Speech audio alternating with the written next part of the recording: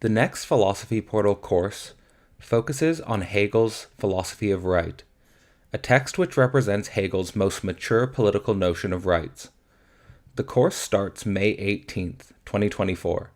To find out more, visit philosophyportal.online. Did you know that Philosophy Portal is a membership community hosting 4 different live events every month? These events include Concept Cave, a space to learn core concepts, The Edge, a space to explore the unconceptualized, Thought Lab, a space to learn with thought leaders, and Real Talk, a space to get real in personal self-relation. In April 2024, we will be hosting a concept cave on the concept of jouissance, The Edge on discomfort with theologian Barry Taylor, a thought lab on sex, evil, and forgiveness with philosopher Nina Power, and a Real Talk on living eros with coach Pamela von Sabeljar. To learn more or to get involved, sign up at philosophyportal.online. Philosophy Portal also focuses on publishing community works. We have so far published Enter the Alien, inspired by Hegel's Phenomenology of Spirit, and Abyssal Arrows, inspired by Nietzsche's Thus Spoke Zarathustra. To find out more, visit philosophyportal.online. You can also find my solo books, Global Brain Singularity, focused on the relation between humans and technological singularity, Systems and Subjects, focused on the relation between general system science and continental philosophy, and Sex, Masculinity, and God, a trialogue about sexual energy and theology. You can find all of these works at philosophyportal.online. Welcome to another philosophical conversation. I'm here with Daniel Tutt, who's a friend of the channel. We discussed his book, Psychoanalysis and the Politics of the Family, back in the summer of 2023. So if you haven't watched that, I would definitely recommend it. And in some sense, this conversation is going to be a continuation and an extension of that first conversation, because we're going to sort of, really we are going to be discussing psychoanalysis and the politics of the family in a certain lens. And that lens will be the decline of the paternal function. I don't need to go too much into detail about that right here, because the whole conversation is going to be focused on that theme. But first, I think it would be great just to, well, first welcome you back to the channel, Daniel. And as a sort of lens into this conversation, I would love to sort of get a sense more of your perhaps personal background, both with Marxist politics and the intersection between family and politics in your life, in whatever sort of window or avenue you want to sort of take that question. Thank you so much. It's wonderful to be back on your program, especially now that you have the Freud office that you are inhabiting virtually. I love that background, by the way. It's really, really excellent. I should probably do one for myself. People always give me a hard time about my bookshelves. I just slam books back there. There's no order. So it's like the only part of my life that is actually chaotic. Otherwise, I'm a very ordered person. Yes. Well, part of the reason that I was interested in studying the family is in part a autobiographical piece. I mean, there is a sense in which, as we talked about in our last conversation, Margaret Thatcher famously has this maxim of what they call TINA, there is no alternative. And people in the UK and then in the United States associate our, like, the reigning political ideology of our time, what academics call neoliberalism, as this idea that there's no alternative to the system that we live in ideologically. So therefore, to be a Marxist, to be a socialist, really ought to, and really has, I think, historically been and meant something real insofar as you are trying to contest power. And in capitalist society, one of the things that has happened in our era is that Marxism has abandoned much conversation on the question of class. Even though Marx, of course, said that class analysis and class struggle is at the very heart of what he is doing. So therefore, a lot of Marxists will say things like, well, in Marx's Capital, he sort of moves beyond a conception of class. And so there's a lot of confusion on the academic left about how to change capitalist society, how to get beyond there is no alternative. And In my studies, one of the things that I've sort of realized was I was interested in the problem of subjectivity. That's what really drew me to psychoanalysis, right? Which was coming out of an interest in religion and reading Freud and Lacan. I started to understand at the heart of their teaching is a reflection and a deep analysis of our own subjectivity. That doesn't mean that they are subjectivists. It rather means that they become an adjunct to the project of revolutionary Marxism or revolutionary socialism, precisely because what they add into the mix is a careful analysis of subjectivity.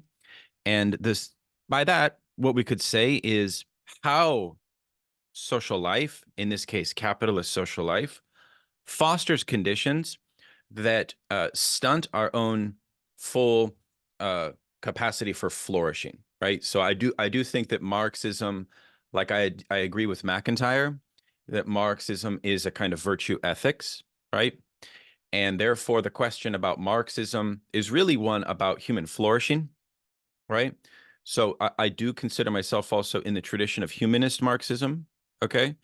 And so I'm interested in philosophy, how it intersects with that. I'm interested in psychoanalysis because psychoanalysis gives us the best tools to understand the problem of human happiness, to understand, therefore, the impediments to what a liberated subject could be, right?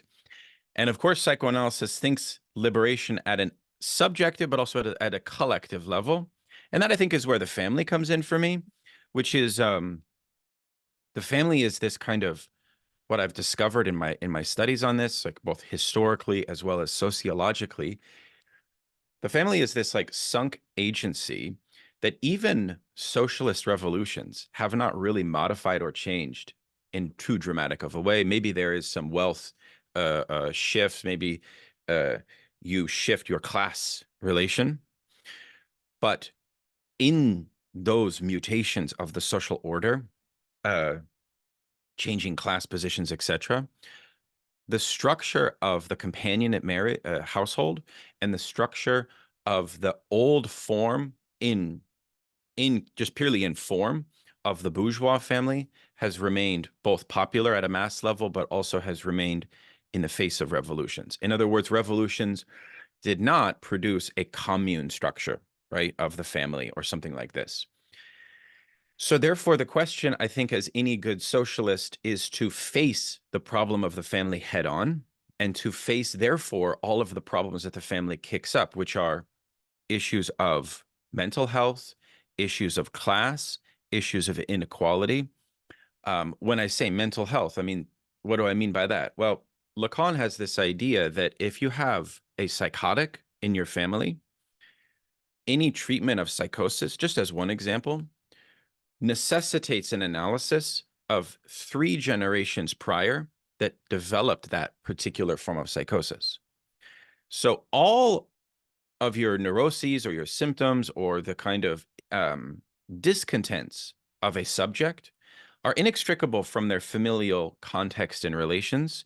And I don't mean just their immediate family. It also actually has a historical thing. This actually is why um, when Lacan has this notion of the name of the father, it's not just the name of your own empirical biological father.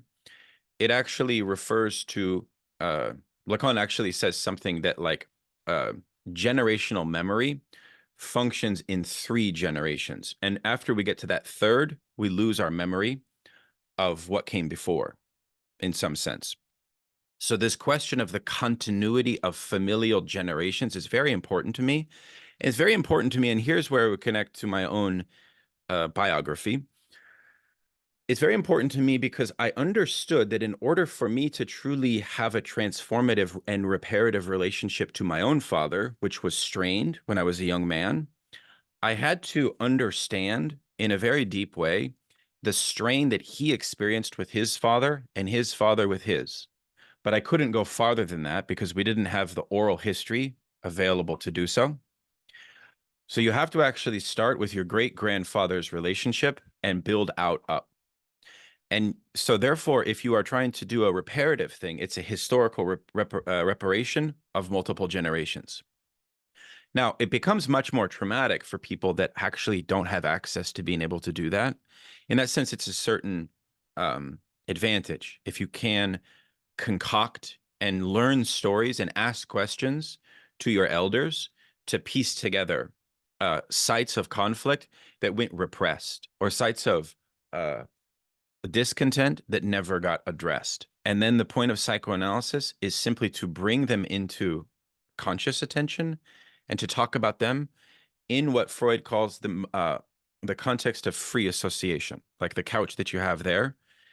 The whole thing with psychoanalysis, for those that don't really know much about it, is that it's actually a fairly, I like to say that it's a radical approach in the sense that it has a demand that you engage in therapy with under one law, which is kind of an antinomian law, which is you must speak freely or openly at whatever comes to your mind. And then what you learn is that when you're that pressure to speak freely and openly, your unconscious creates new barriers in the process of you speaking freely, of you freely associating. And that's actually one good way to understand what Lacan means by the notion of otherness. So he argues that when speech is subordinated to free association, anyone's speech will develop new barriers, new sites of otherness to their own speech. It's such a beautiful idea. And it's such a simple way to understand the alterity that occurs within psychoanalytic practice. Anyways, I'm going on a thread there, but that was one thing for me, which was to understand the paternal problem in its historical conjecture.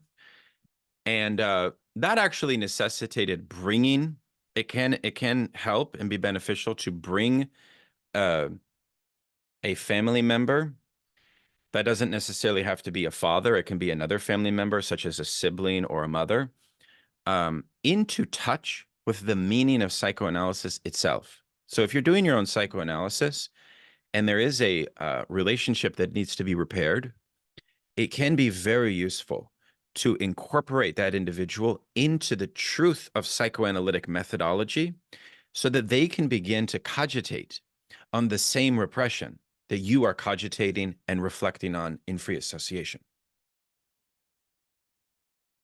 Fantastic. It's a great way to start our conversation. There's 2 points that I wanted to touch on that will hopefully point us in the direction that might set the stage for the rest of the conversation.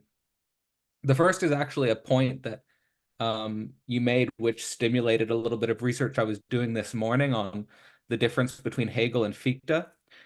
And that's in relationship to free speech leading to new barriers. Because when I was doing the research between Hegel and Fichte, it seems like the main difference between them on the concept of the absolute is that Hegel sees limitation as the key to the absolute. So it's not that free speech just leads to no barriers, or like free speech leads to no limits, but free speech leads to new limits. And that this is sort of where we find contact with the absolute, not just sort of in no barriers or no limitations, which is more sort of Fichte's point of view of absolute freedom. And I think that that might be an interesting point to hold on to as it relates to the connection between psychoanalysis and the family, and how you were emphasizing that any socialist project needs to take seriously not sort of this limitlessness of, say, like traditional notions of, I don't know if traditional notions of the commune actually had ideas of limitlessness, but to take seriously the limits that the family brings, and to take seriously the limits that the family brings to socialist emancipation, which I take to be core to sort of your message and a lot of your project with the psychoanalysis and the politics of the family. The other thing I wanted to bring up was in relationship to this idea of the 3 generations, which I think was really nice. And hopefully it's not too much, but I wanted to sort of bring a concrete empirical example of how true what you're saying is. Because, so again, not going into too much detail, but so my father left my family at a certain age. And when he was dying, I went to go see him. and to speak to him for the last time. And instead of him sort of, let's say, reconciling with me about leaving the family, he was telling me about how his father left. Right. So there's like, you get, so right in that moment, I hold on to that example because right in that moment, you see three generations of trauma and three generations of a site of tension and a site of neglect, which probably could not be traced any further than that. Right. And then you lose it to oral history. So it really just shows not only like how true that three generation thing is, but just how deep that goes for probably most people Hmm. in regards to the generational nature of trauma. Um, but now into sort of a sort of concrete question, I was going to say, since we're going to be talking about specifically the paternal function and the decline of the paternal function. I think it would be interesting if first we had an opening with discussing what does patriarchy mean, or what does the paternal function mean in your understanding of both psychoanalysis and Marxist analysis. Yeah, first I want to just make a quick point about Nietzsche. Nietzsche has an aphorism where he says that one of the ways to understand the invention of gods, free Christianity, say paganism, is when the memory of the ancestors, when you go past three generations or even further, and that memory is voided, is gone. He says it's at that site where a god is invented, on the site of uh, a collapse in the capacity of memory.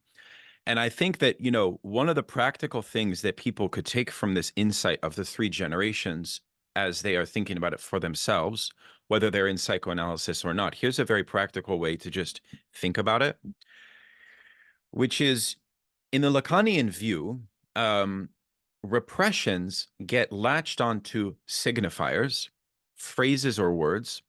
And one of the ways that everyone can sort of practice this idea is to pay close attention to repetitions that you hear from your family members about certain events. And you will begin to always listen for those and make a note of them, like journal them, because that's the site that needs to be talked about. You see, that's the simple idea of psychoanalysis. And of course, I'm not advocating that you do psychoanalysis on them. I'm advocating that you um, gain some tools about how to listen to symptoms of your family members, because there's a correlation between your own subjective liberation and the capacity for you to hear where traumas have been suppressed and repressed by your family members. Because all of psychoanalysis mostly starts at home. It's not a cliche to say that. And I think that in a certain way, because all of the seismic social changes that preceded us in the 20th century, there actually exists quite a lot of shame about the question of the authority of both men and women. It's in a sort of fundamental crisis. I think you've talked about this on your program a lot. Now, one of the things that Freud indicates, and this is sort of an insight that Freud brings out, which is that patriarchy has um, always been in a process of erosion in the modern period, but that it's dialectic. It's not static. It's not as if we were patriarchal and then at a certain moment in history we became unpatriarchal. It's rather that social forms adhere to a constant struggle over a symbolic eradication, in Freud's view, of a certain form of what you might call um, transcendental authority that must govern institutions, right? So Freud would have the notion, of course, famously from his group psychology, that any group adheres, its bond is structured on a primordial level around an affective bond of love to a father. So that means that, like, if you are in the army or if you are in a family or a corporation, the logic of the group's libidinal harmony is sustained by that attachment. And then he moreover adds that that attachment is ambivalent.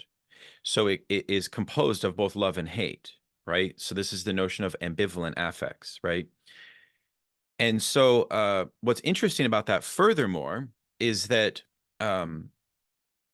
the father function does not necessarily, I think this is sort of a debate that has occurred after the revolution in feminist thought and so on, does not necessarily have to adhere to a strict male-centered logic. You can also have maternal bonds that function at a structural level almost just like a bond to a father would. That's, I think, an important point. So patriarchy in that sense is a constant struggle. Now, it's a constant struggle in part because the question is always one of how to sort of keep its negative effects at bay for the subjects within an institution or the subjects within a group.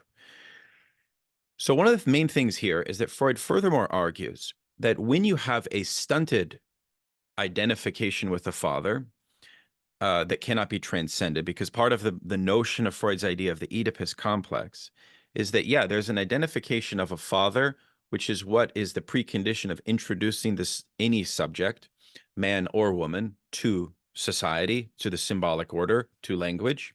And a great example of this is a simple study from Beyond the Pleasure Principle of the Fort Da game of the child. And if you study that, I have a great one on my Emancipations podcast on YouTube, a study group of it, where we show the simple idea of how the father at a symbolic level introduces the subject to language, which is simply a reference to the maturation process of dependency on the mother and how the father plays into that. So the Oedipus complex is this kind of triangular thing. Now, one of the things that happens when the child is on their own in the world and so on, Freud says that institutions, what he calls artificial groups, church, army, corporation, and so on, still have the structure of an Oedipal bond cathextion. But when there is stunting, either pre-Oedipal stunting or when there is a type of like chaos within the social order, let's say, subjects have a certain aggressivity that they cannot release. So they are dealing with a kind of subjective condition that necessitates a transcendence of the father problem, right? And that, I think, is what patriarchy is about. It's this constant dialectical confrontation with the dance of overcoming these relations of dependency. And I like to think about it that way, Cadell, because that is inclusive of feminism. What I'm talking about is very much inclusive, and it's actually inclusive of a lot of radical modes of interpreting authority as well. Because I think that that's the beauty of psychoanalysis, and that's why so many feminists have been drawn to psychoanalysis, right? Because its doctrine is about this subjective liberation, right? So that's how I would understand that. I don't know if you have any follow-ups to that. Well, I would just like to re-emphasize some of these points as very practically useful for thinking about the way in which groups are forming online. Because it's very clear to me that whenever you see an online group, I think like we should introduce maybe this principle. Like whenever you see an online group of whatever varying sizes, what you'll usually see is some sort of metaphorical father figure. And what's going on there is a type of effective bond which is being formed there. And that is the foundation of the group. And the group does depend on that, and the group will fall by that, or the group will thrive by that. And then that brings to questions for people who are starting groups online. What is the ethics of how do I deal with that energy? Because I like, for me, what I'm thinking at least, and this is where I would throw it back to you in some sense, is what I've been working with hypothetically is that this is not deconstructible, meaning if you're starting a group, there's something indeconstructible about confronting this founding affective issue. But then the question becomes, what is the ethics of this energy, and how do I deal with this energy, and how do I relate to this energy? Because, and this is something that I think you brought up in some of your work, is that the question here of um the question of the aggressivity of the subjects, whether or not that aggressivity can be overcome, or whether that aggressivity becomes sort of trapped in a type of transcendental idealization, or whether or not there is some sort of process of vanishing mediation where ultimately the point of the group is for the group to dissolve. Like the Yeah. point of the group is to function as a type of vanishing mediation so that Hmm. the subjects can, in some sense, the point of the group is the logic of the group, I think, is for the differentiation of the subjects. Hmm. And in Oedipal context, it's about, like you've mentioned before, the separation from the mother for a sort of Right. differentiation beyond the mother. So I'll just Right. throw that back to you. But what I want to emphasize is the way in which these dynamics, and I think this is, and here I'd like to specifically get your opinion perhaps on the way in which this might cause a conflict with many virtual notions within Yeah. Deleuzian philosophical circles, because what I'm observing is that with these online dynamics, we're not escaping Oedipal dynamics. These Oedipal dynamics are reappearing and reemerging, and Hmm. we have to be able to think through these things politically, to your point. Hmm. That's right. That's really great. So a couple things. In capitalist society, the logic of a group is not necessarily permitted to form. Like, let's say you have a startup entrepreneurship. If you have followers, those followers are going to be attracted to your commodity, to your product, or they're going to be working for you. And therefore, their dissatisfaction will be muted. And therefore, their libidinal attachment to you as the entrepreneur leader is going to be fundamentally different than, let's say, what a left-wing group would be putting forward. So this is the fundamental point. And I think this also is what would differentiate a left-wing group from a right-wing group, which is that in structure, right? If we think about it more abstractly, a left-wing group, the leadership structure is about the organization of the discontents of the people. In how you theorize that is a question of how you theorize that. But nonetheless, that's what left-wing politics is about. It's about um, coordinating a collective sense of outrage and injustice for the transformation of society, right? Whether you be anarchist, socialist, whatever, right? I happen to be Marxist and socialist, and I have my own particular ideologies about that. We can talk about those, but I'm speaking at a structural level here. So in that way, one of the dangers that happens in any left-wing group formation, especially online, is that you often, as a consequence of the fact that institutional power, namely charity, academia, and other forms of political organizations, have sold out our generation. In other words, there's a generational méconnaissance or misrecognition, or like two ships passing in the night, like the Wordsworth poem, regarding both experience in this society, right? That is qualitatively different, as well as priorities for what we want to change, right? So, for example, in most liberal institutions, um, the true antagonisms that one may feel at a subjective level are often not permitted to come to the surface. Instead, you have to follow these other protocols that can feel repressive. So when you have a group online, they're forming in a reaction, not a reaction, but they're forming as a response to the inadequacy of left-wing institutional bodies, mostly the NGO and Democratic Party apparatus. The culture within those groups is largely a repressive culture, unfortunately. I wish that wasn't the case, but I think that it is. So there's this institutional collapse in the capacity for people to express themselves well. There's a feeling of censorship. There is a feeling of control, right?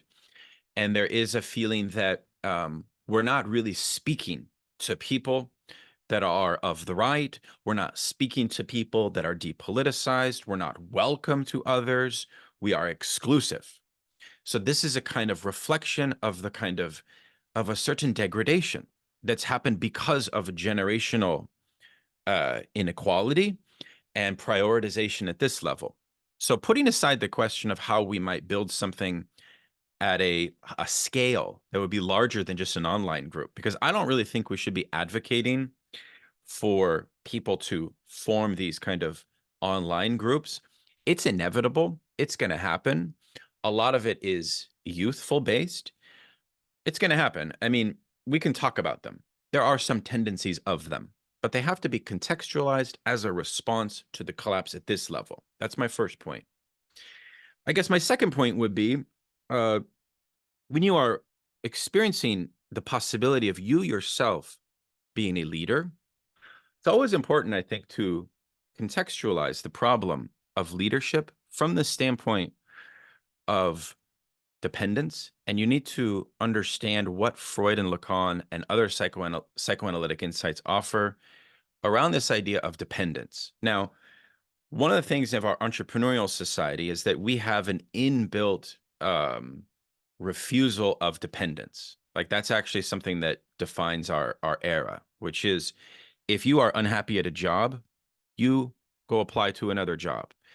This idea, even of like Bob Dylan, of like a Rolling Stone, of always changing. This is what I call the society of singularities, where you can always fluidly change your brand, right? What I find interesting about these groups online is that in a certain way, they are also a revolt against that ideology. Now, that could go in different ways. In other words, it can create a kind of group conformity, or what it can do is create a kind of, this I think would be a better form, a form of singularity that still embraces the core notion of singularity, but doesn't enforce a conformity to all of these kind of rigid, liberal, capitalist imperatives, if that makes sense. So I think you're right. My main critique of anybody that's young and drawn to some online community, and we can name some of these online communities if you'd like, various sort of charismatic podcast hosts and things like that. There's a number of them.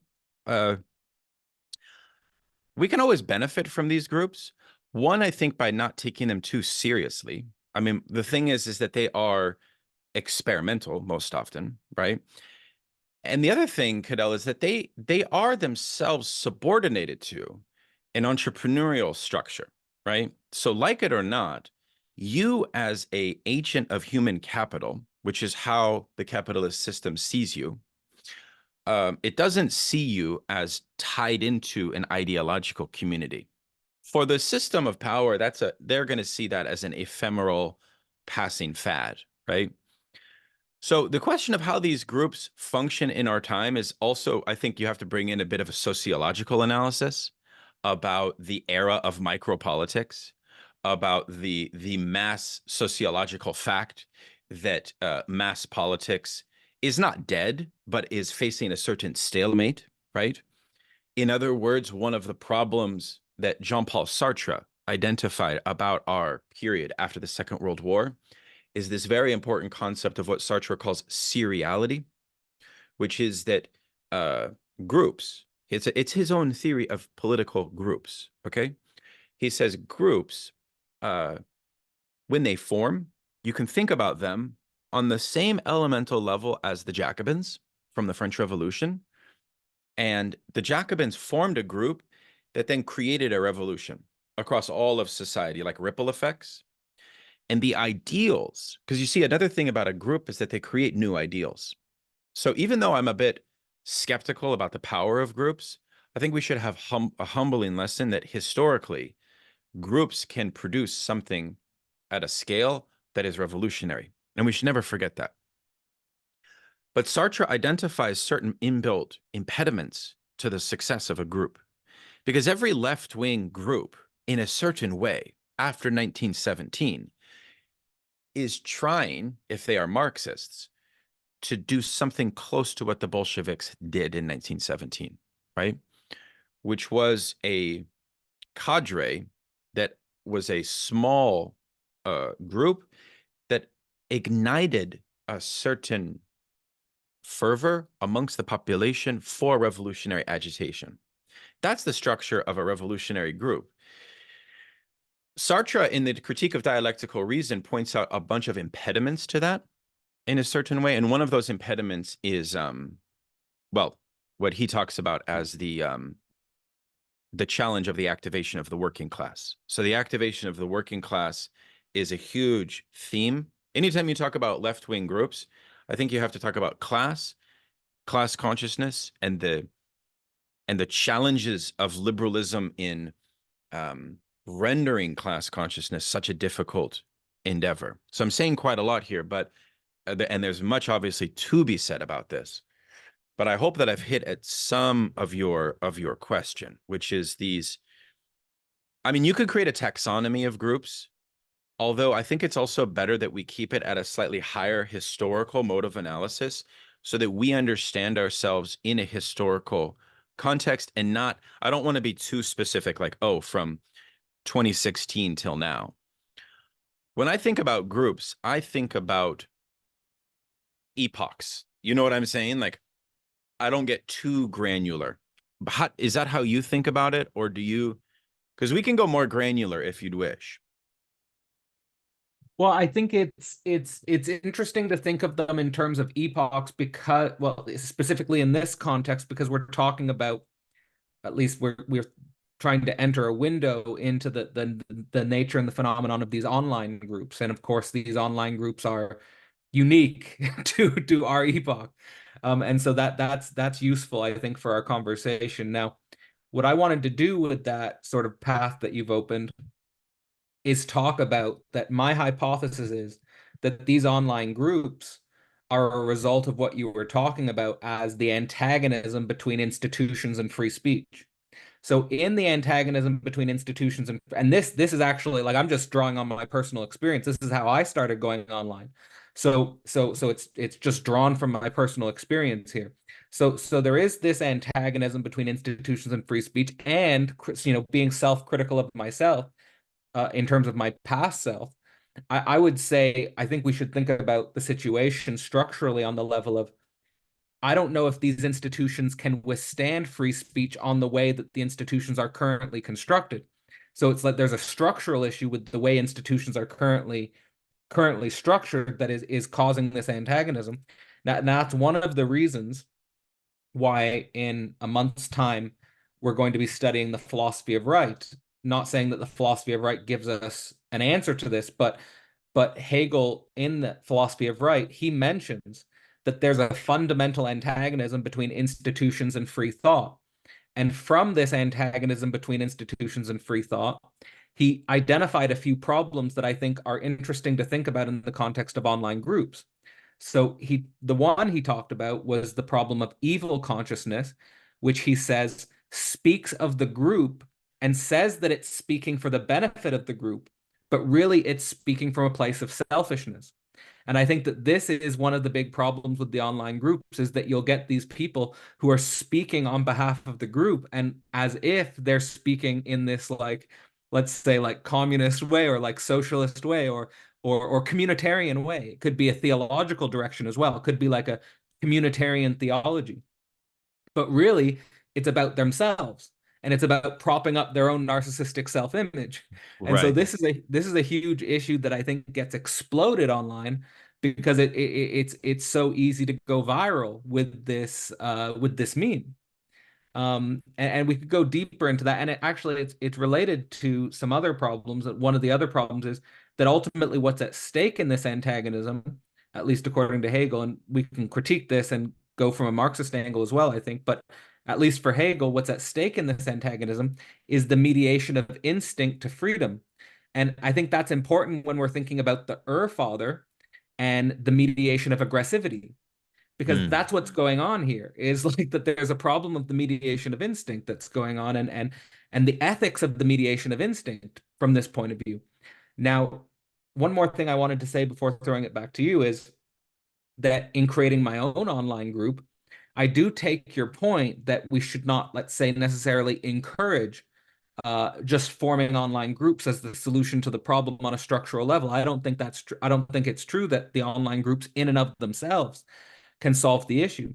So one of the things that I see in sort of the development of Philosophy Portal is what I constantly bring up as the necessity of, and this requires patience, but the necessity of forming a loop between the online and the physical. And I see Yeah. that as a step in maturation, that the online and the physical has to be a loop. Now, that necessarily slows down and complicates the process because online has a certain there's a certain frictionless possibilities with the online, but introducing the physical introduces limits and introduces constraints, which are actually quite difficult to work with. But it's necessary to include that dimension, I think, because there's just something that becomes more real, and there's something that becomes more um, like you're actually engaging with another human being and not just sort of an abstract disembodied head on Zoom, obviously. There's something there, but like I'll just throw it back to you in Yeah. regards to sort of the way I'm trying to think this through in its current epochal disclosure, let's say. Yeah, I think this is really helpful. Part of the challenge is when you're forming a group, um, one of the psychoanalytic insights that I work with and that I think we should all work with is the idea that the overcoming of uh, the Oedipus complex or the overcoming of um, the transcendence of the problems that it gives you subjectively. And what are the problems that it gives you subjectively? You could understand them as the kind of extension of a sense of one's own singularity, is how I like to think of it. In other words, in our entrepreneurial society, in order to stand on your own 2 feet with a degree of resolve, it requires that you undergo certain sacrifices and that you put your skin in the game, as they say. Now, I only say that from experience now that I'm over 40. And one of the things that happens is if you are a teacher, people will form attachments to you that will basically be a kind of substitution for the father as metaphor. Not a literal, it's just a fact. Now, people are shameful when I say this, they get embarrassed, it's a bit weird. But if you are a professor, you'll know that it's very common. And by the way, it happens with men and women alike. It's not just men to men. I've had several relationships with women, and of course, there's a whole ethics that needs to be. That's why being a teacher comes with a huge degree of responsibility. And one of the things that I've learned, right, is that when Lacan says that the process of overcoming these attachments requires symbolic mediators that are outside of the family, that means that you will find young people who may not consciously, but unconsciously are needing to mediate that process. So that means that part of the understanding of aggressivity is that they have chosen your community as a site of identification for overcoming something subjective. Now, that's fine. What that teaches us is that as organizers of groups, all we need to do is incorporate a site for that expression. For, you could call it an initiatory avenue within your group that allows for that to occur. In other words, it's about a logic of how to read identifications and the aggression that is built into them so that you can direct them properly. That's all that means. I think a lot of people become kind of paralyzed when they learn about this truth because they get ashamed. That's why you see a lot of people, when they learn about Freud, they're like, oh God, he's sort of telling us a truth that we would prefer not to know. And my position is like, well, let's not get infantile here. Let's actually take these, let's apply these truths. Yeah. And so for example, right, this is actually why at a certain level, at a certain scale, we know that things like festivals and things that are cathartic can also function to, it's all about the management at this affective and libidinal level is kind of what leadership is sort of about, being able to be conscious of that. And so when you're organizing groups for the cause of social transformation for the left, whether that be socialism or whatever, what that does is that just elevates the stakes. Why? Because the intensity of the libidinal charge will be heightened because you are dealing with people, not, I don't want to say you're dealing with people who are unhappy. Maybe in some cases you are, but in reality, you're dealing with people that are prepared to sacrifice something for a completely non-instrumental end. And that's very unique. In that sense, a revolutionary group, if you want to call it that, has made a conscious decision for the invention of a world no longer dominated by these same logics of commodification, right? So I think also a group must be very clear on the ends that it is trying to foster, right? And yes, the question of narcissism is an important one. One of the things that Freud teaches about the logic of an artificial group, which is like the standard structure of the church or the army, is you know what he says one of the functions there is? It's a leadership structure that keeps all of the subjects tethered to a form of bourgeois narcissism. So those groups actually reproduce something that doesn't adequately modify the type of subjectivity that could come from a group. So that's actually one of my challenges to left-wing group formation, whether that be online, in person, or whatever, is that how can you foster a form of singularity amongst your group that does not replicate bourgeois narcissism and does not also replicate some kind of uber transcendental structure that would almost be like neo-Stalinist, where the truths of the ones on the top are not to be questioned. Because then what you then do, if you have that idea, especially because you see, Marxism is an interesting practice because it is bound up with theory. And as such, leadership matters because theory has to always be evolving to the conditions, always has to be engaged with the conditions. Sometimes very hierarchical. You could use the name Stalin because we have a history.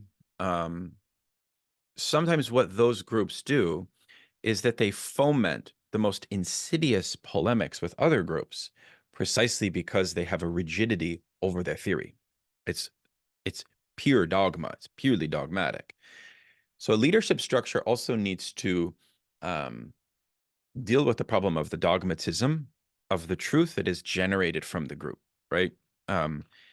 So, there's a lot. I mean, Wilfred Bion is one of my favorite thinkers in this regard. It's extremely lucid, extremely clear, his work experiences in groups. I think he's the finest, and Jacques Lacan agrees.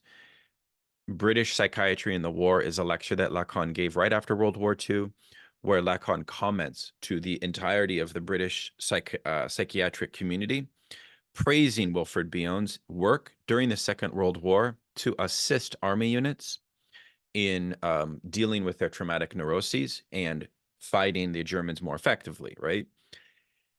So there's a lot of tools out there for understanding how to. I think that's kind of our conversation here, which is sort of, what are the tools for really understanding how to formulate and fortify a group that can be successful,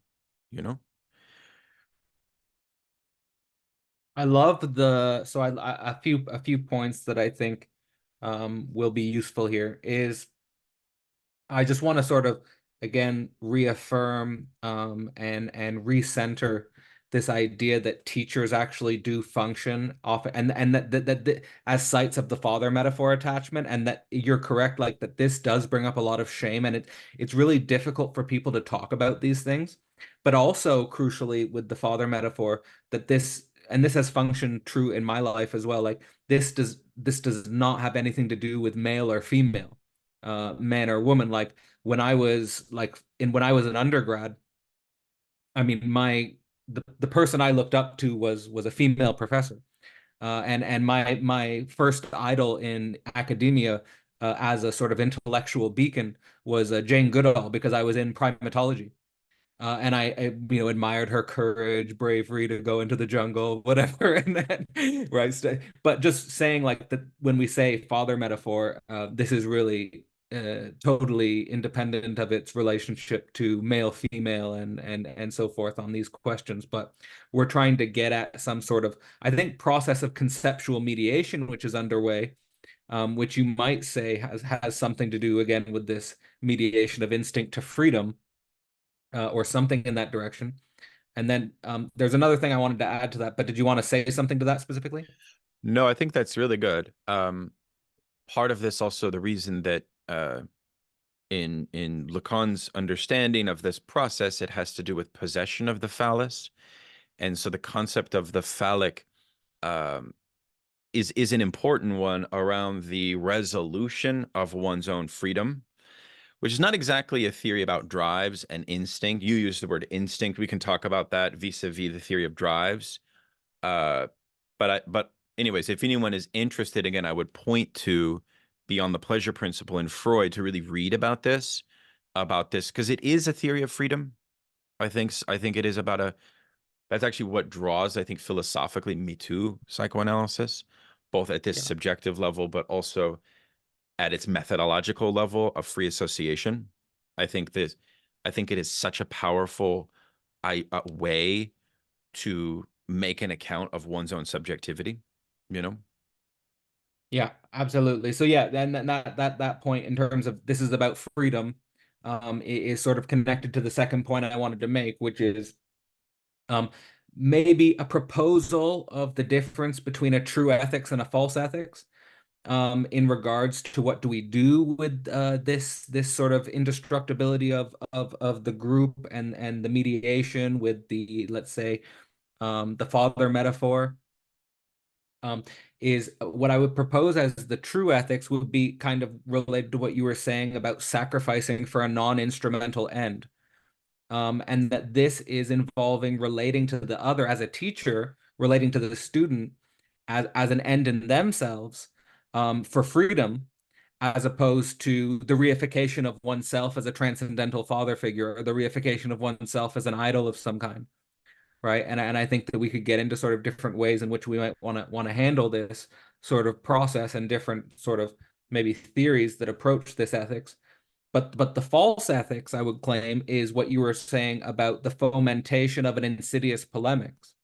The fomentation of an insidious polemics with other groups over the rigidity of theory is, I think, here, and this is the key point I want to make, is that this is where the problem of, let's say, group ontologies become problematic, because I think we need to have ontoepistemologies, the connection between the ontology and the epistemology. Otherwise, when you have a group ontology, what gets foreclosed there, and I'm pretty sure foreclosure is the right word to use here, is what gets foreclosed is the rigidity of the epistemology, right? So it's a group ontology because we're foreclosing that we're rigidified with our epistemology, our the way we get true knowledge, and so that guarantees whoever is leading the group that they will continue being sort of the ideal father figure, so to speak. Yeah, that's true. But I mean, I think at the same time, um, let's be careful with dogma because in liberalism, right? I think you can mistake dogma for liberated individual speech, or you can think that sort of like, and this is a danger of the nihilism of liberalism, in my opinion, which is that liberalism really doesn't permit the formation, liberal capitalism in particular, the formation of these types of rebel groups or revolutionary groups, because in reality, they are formulating a alternative worldview. If they're Marxist, one of the best ways to understand the epistemology of Marxism is to understand that Marxism is interested about generating knowledge of the totality of the system of capitalism from the standpoint of its most exploited, and that I follow the late Hungarian philosopher Georg Lukács in his theory of the standpoint of the proletariat, which is an epistemological theory, which argues that like the working class, has a unique political advantage because they can generate demands for political change simply by virtue of their exploitation. However, just being exploited is not enough. You need a group that would be capable of organizing and making coherent not only their experiences, but an account of the world that can imbue itself educationally amongst the working class. That's a kind of essential definition of the type of socialist activity and groups that I think we need, which would be this kind of both culture building, educational based, but grounded in a form of theory, which is still consistent. Because you see, I am worried about this idea of a liberal response to the problem of dogmatism might end up saying things like, well, you have to abandon all of these Marxist concepts because capitalism has changed. We're in a new version of capitalism, things like that. When in point of fact, there are certain truths and theoretical claims that I would want to retain. I think the problem of dogmatism comes slightly differently. It comes in the arena of how we contest and have conflicts with other groups. That's where I would see the dogmatism piece coming in the sense that, Well, that's uh, the fomentation of the insidious polemics dynamic. yeah, that's the problem that I have there, which is Yeah. holding a perspective on the world, uh, despite people resisting it, is hard to do.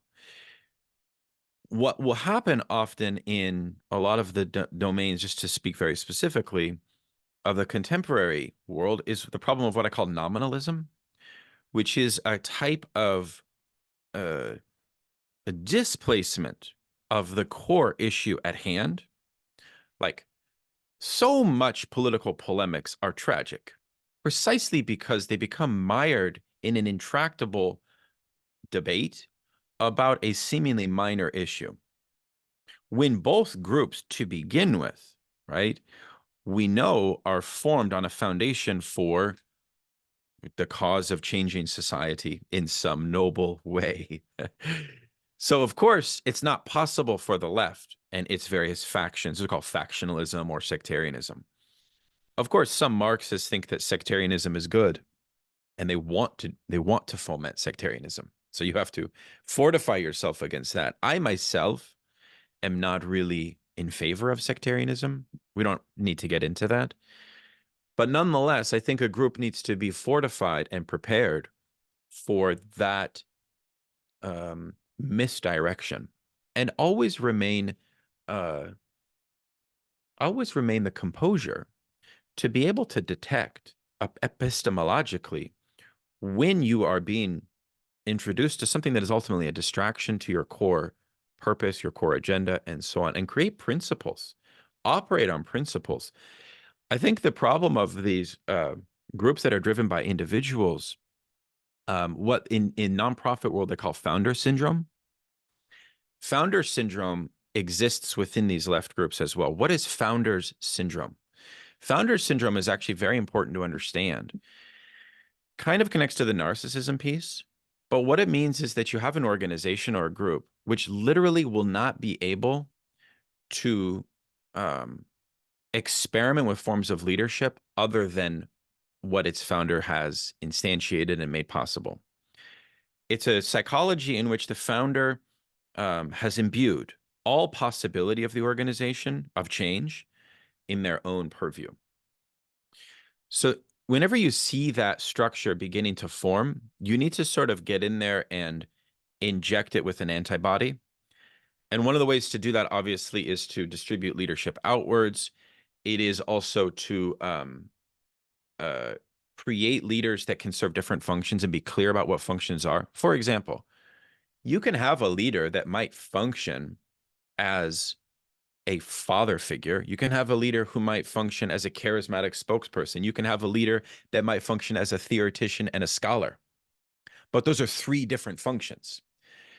If they're all put in check with each other and they have a consistency and they're guided by principles, that can work okay. But if all three are embodied in one person, you see that's the problem. Does that make sense?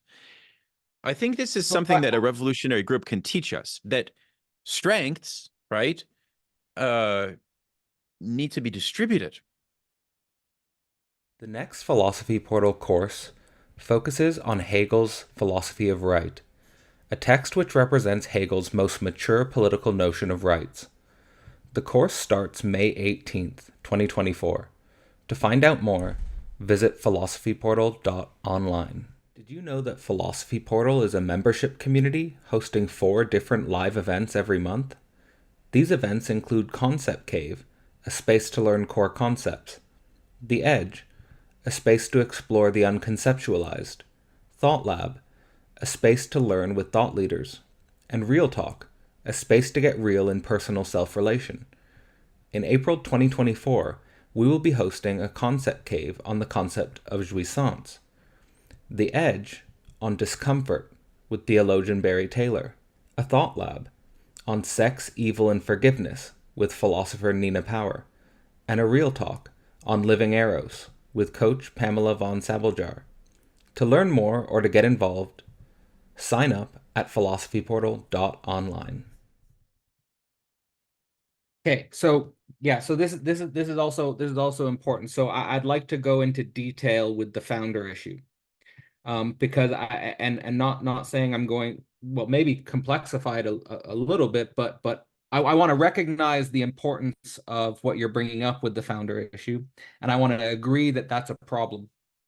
But I want to secondarily complexify it in the sense that, well, and one, I want to agree first because I've seen that myself. I've seen the problem of people founding a group and then being unable to basically, do what you're saying, which is to contain all of the possibility within that group as connected to the founder.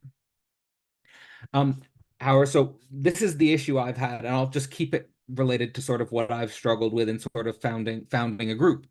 So what I've observed is, or what I've experienced is, that when you found a group, it's hard to distribute leadership, especially in the early phases of the group, because the group is still lacking. It's kind of like a baby. Like the metaphor I use is like getting a baby to walk. So like when the group is still early, it's still like a baby. It's still basically, if the founder doesn't take responsibility for the potential of the organization, then the baby will die. So like the baby needs a mother and a father kind of thing. But so then the question comes, how do you get the baby to walk? Where here the metaphor of getting the baby to walk is basically the distribution of leadership. So there's 2 ways that I've tried to approach this. The first way I've tried to approach and also measure other groups by this standard. So the first way I've tried to do this is by having, in this case, Philosophy Portal, be able to connect with other groups and collaborate with other groups who are led by different leaders and who have different conditions and horizons of possibility and meaning, and to be able to do that in a synergistic way. That's not trivial because it gets very complex very quickly. Then the second way that I've tried to do it is by the cultivation of leadership within, based on people who really get the mission or get the message and who are sort of well positioned to sort of know what the next best step might be, because you can't just give that responsibility to anyone in the group, because one, there are a lot of people in the group who are trying to bring it down unconsciously or consciously. There are a lot of people in the group who don't really have an effective bond to the group in any meaningful way, so they're going to subvert it or take it to another direction. Or you'll have people in the group who haven't been associated or connected or knowledgeable enough about the group to know what the next best step might be that's for the benefit of the group as a whole. So those are the 2 ways that I've approached it, but it's not trivial, and there are a lot of sort of ethical problems for the founder to make sure it's at the stage where distribution of leadership is possible without Yeah. dying. Yeah, no, you're right. There's that is true. Uh I was sort of thinking up a hypothetical group that at a stage of development beyond its early stage. So that is fair.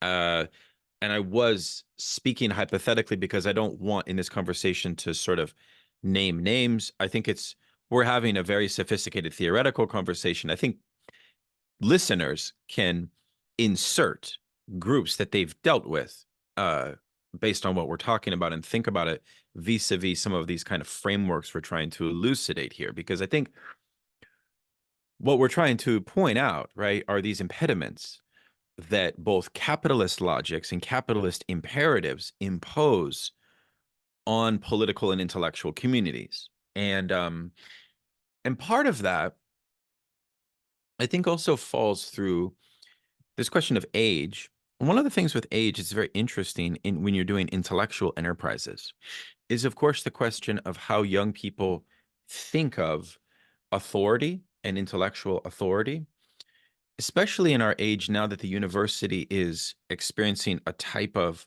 crisis, right? A hyper crisis, especially within the humanities.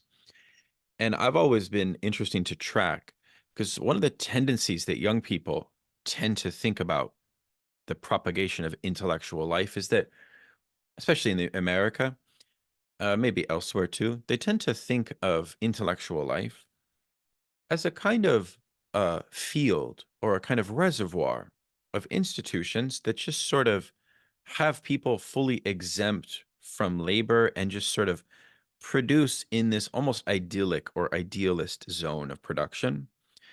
And so when you're young and you come into a touch with intellectual life and you learn that that's not how it works, right? That in fact, academics and intellectuals are come in all different shapes and sizes, right? Um, that's a certain fantasy that has to be broken down.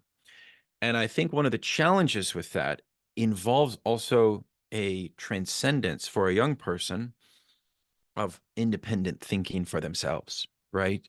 Because, like it or not, and this brings in inequality in class and things like that, uh, people need to learn to break from that fantasy of how intellectual knowledge is produced. Intellectual knowledge is not produced just by a rare crust of cadres in some elitist. This would be what I call aristocratic epistemology. And I think for most people, they look at the world of thought and ideas through an aristocratic epistemology lens. Keep in mind that the university itself was created in a pre-capitalist social context. The whole idea of value in the university, as Pierre Bourdieu, the sociologist, teaches us, is still very much almost like a pre-capitalist value structure, in my opinion. It's a highly elitist. The whole thing is structured on an elitist foothold. There's not necessarily anything wrong with that. The problem is when it becomes an impediment to people because they face a certain frustration, or they say, well, if that priestly academic world won't include me, then I myself cannot be a thinker, right?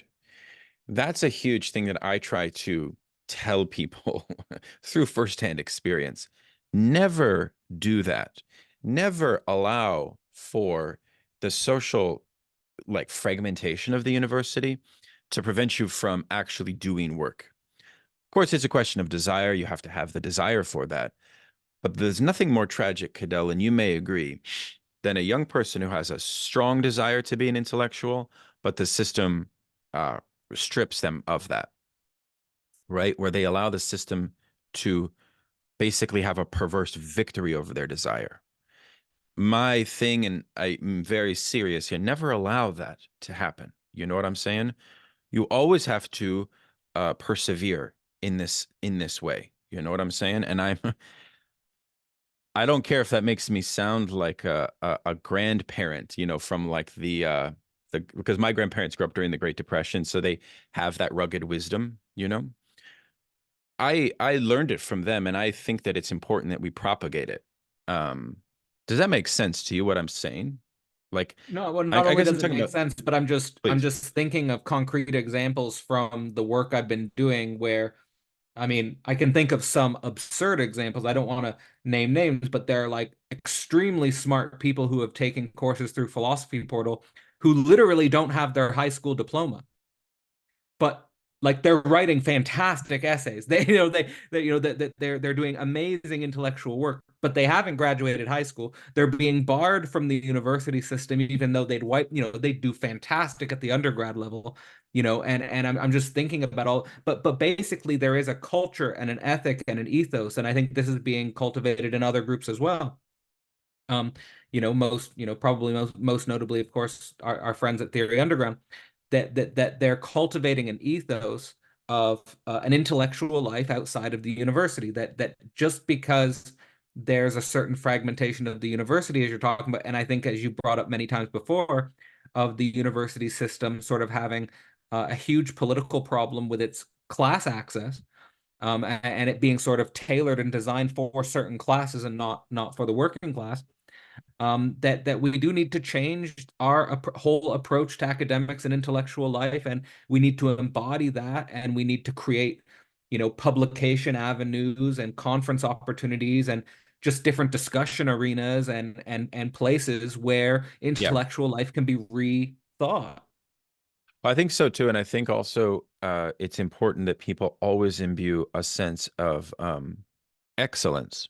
I mean, keep in mind, um, I'm fine with academics referring to academic labor as labor and them having unionization and things like that. But one of the things that I think becomes a sticky point for me is when academics at, like, say, the Ivy Leagues refer to themselves as workers.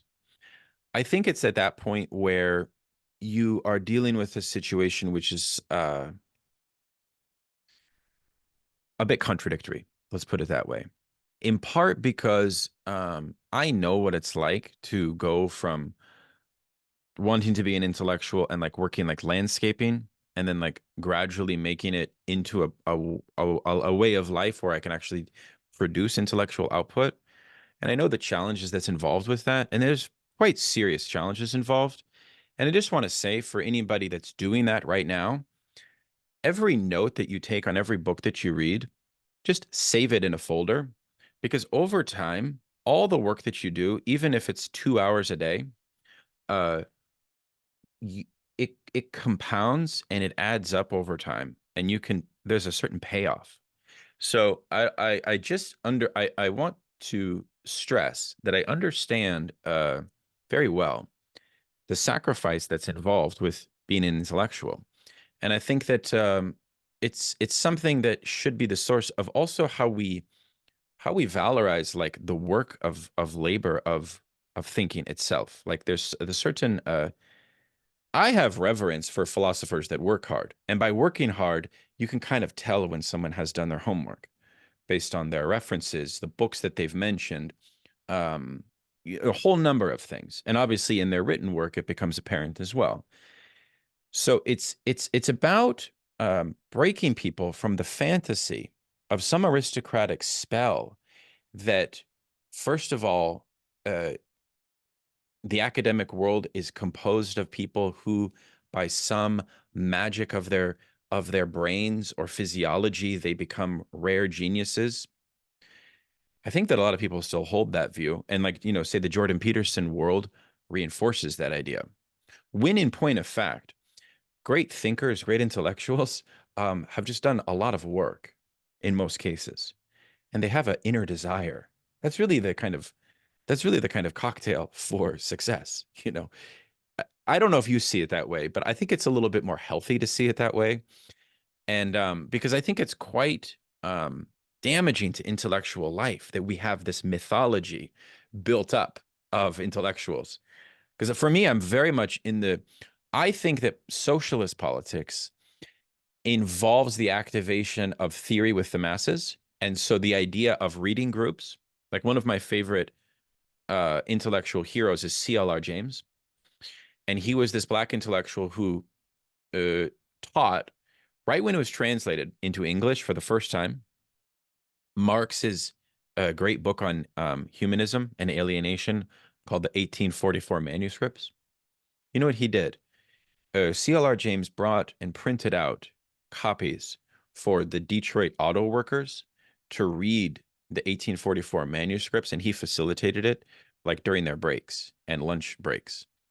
So he literally set up study groups at the Ford Motor Plant in Detroit in like the 1950s and 60s to read Marx, because that's really what Marxism is about. It's a sort of theory of the activation of theory in a certain way as a revolutionary force, right? So it's an implicitly intellectual form of doing politics. And that's why I love, that's one of the reasons I love it so much. I mean, one of the yeah, I just I'll sort of directly respond to your comment on rare geniuses, but I just want to state explicitly about what you're emphasizing there with the example of the the Marxist theory being activated as a revolutionary force. I think that's really sort of where I appreciate most the transition from Hegel to Marx, where you clearly do go from like, let's say, like the highest rarefied airs of philosophy to no, this has to be politically economically relevant, right? Like, so like it's one thing to sort of have like the rarefied airs of philosophy, and then it's another thing to translate that into political economic action. And I think there's like, I mean, in some sense, like everything is here, right? Like, how do we get this working, right? Like the relationship between these two dimensions. And that's why probably we're still sort of wrestling with these thinkers. But I wanted to say about the rare geniuses idea and connect it for a moment to an idea that David McCarriker's developed at Philosophy Portal, which is the scenes to milieus idea. Like the difference between being scene kids versus like building and committed to working towards an intellectual milieu. And a lot of that has to do with like the difference between like, let's say these insulated affinity groups, which I think we've been discussing. Like, and I think these affinity groups are like based around the Earth Father and like these aggressive impulses, which sort of get blocked and narcissistic capture and all these things.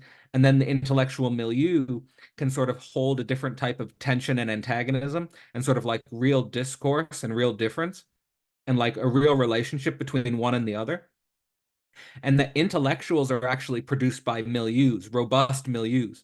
And the examples I want to give, like, and so this is my theory is, and it's kind of in some sense connected to like a Jordan Peterson or a Slavoj Žižek in some sense, is that I think, and I think it applies to both of these characters on the level of history, which is I think into like so like my hypothesis is that there's lots of super smart people, right? But like, what's the difference between lots of super smart people and like a Jordan Peterson becoming famous or like a Slavoj Žižek becoming famous? Is that I think their intellect is situated uh, in a historical antagonism, which then lifts them to the level of public discourse because they're relevant to a public antagonism. Like with Jordan Peterson, there's the famous bill in Canada that he rises to fame. But before that bill, no one knows who he is. He's just another University of Toronto professor who's quirky and weird, right? Like or like Slavoj Žižek, there's certain political antagonisms which also rose him to certain level of fame, and so forth. And then so you combine genius with socio-political antagonism, and then there's sort of a dimension of like charisma and personality. Like there's a certain like so like with Jordan Peterson or Slavoj, like they're totally different, right? But like they have a different type of like charisma and personality, which a certain type of person will identify with and attach to, right? Like and so it's like sort of this whole cocktail and this whole mixture that I think I don't. That's really interesting. I like this theory of milieu and antagonism. I mean, one only could. Part of the thing is that we don't really know what social antagonisms, like say my work since the pandemic and doing podcasts and public facing Marxist education, psychoanalytic education. I have a vague sense of the social antagonisms that I'm responding to, but I think the Marxist point is that there is a dialectical realization of the group in historical form that theory concretizes. So we have no omniscience over that process. We are in some sense disembodied from that process.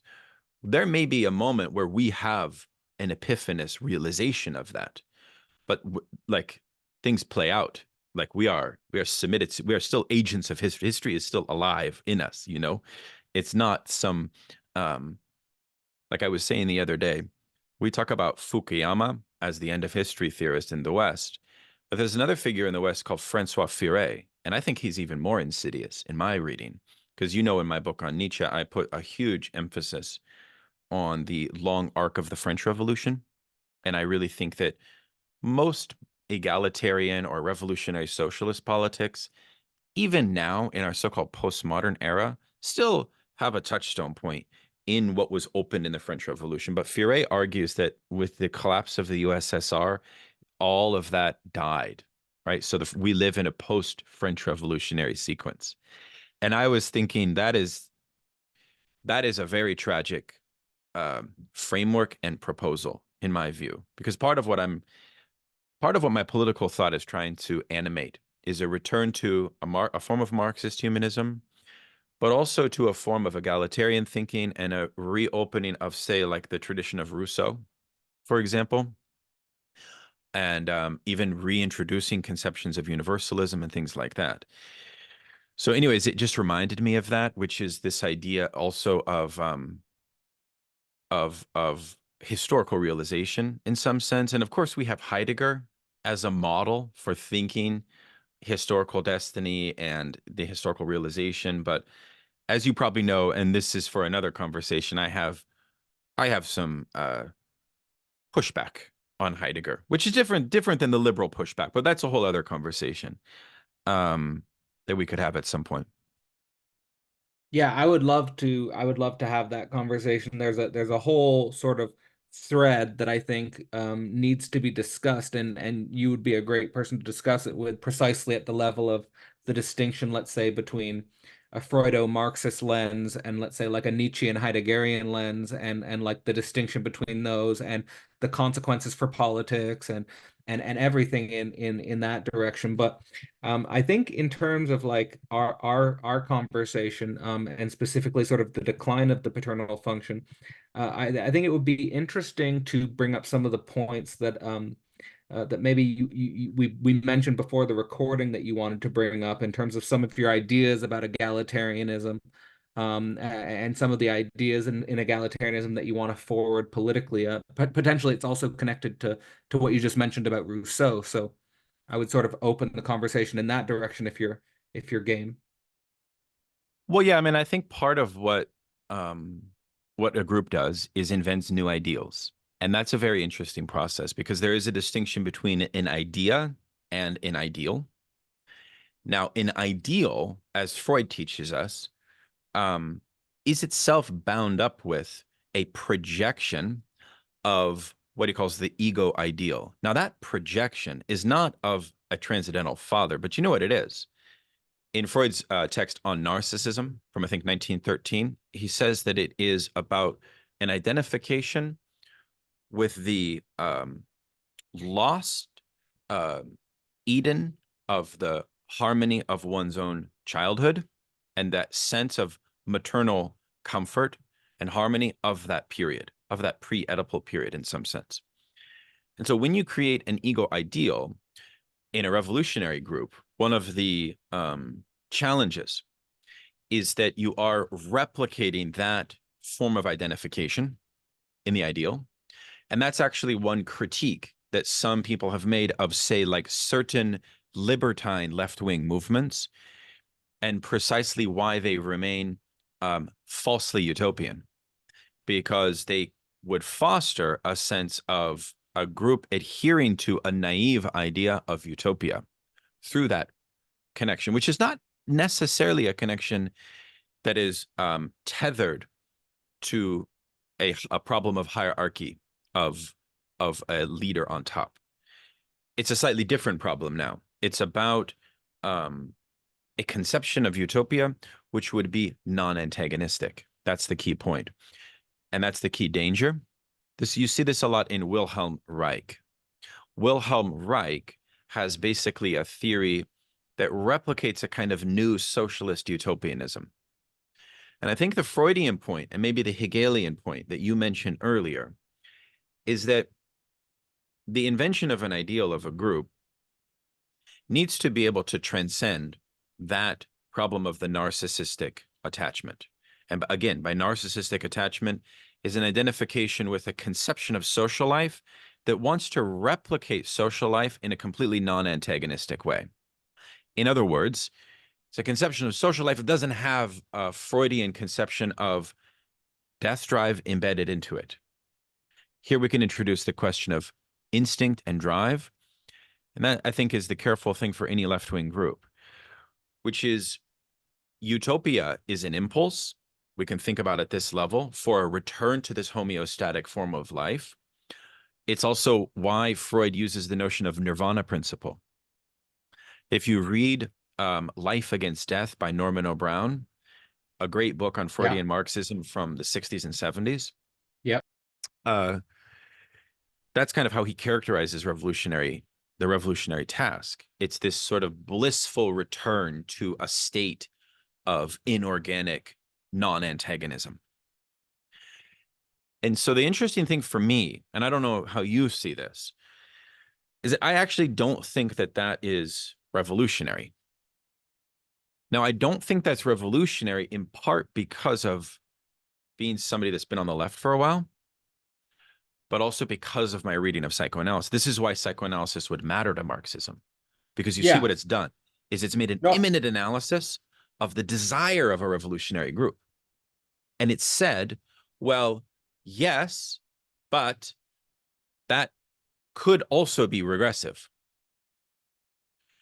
You see, it's a forcing of a certain version of utopia that would lead to, what's the problem with it?